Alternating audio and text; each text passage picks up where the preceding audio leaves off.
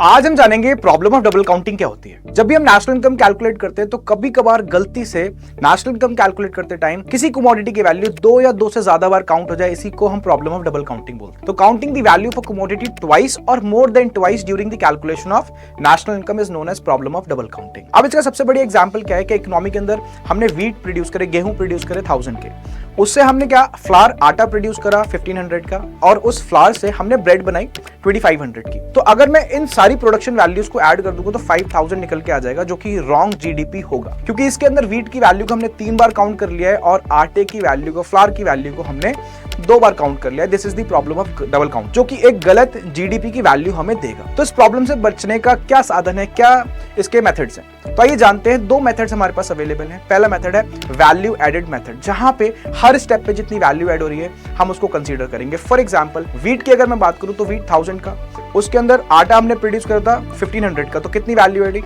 500। फिर हमने क्या प्रोड्यूस करी, हमने ब्रेड प्रोड्यूस करी जो कि 2500 की थी, तो वहां पे 1000 ऐड करा।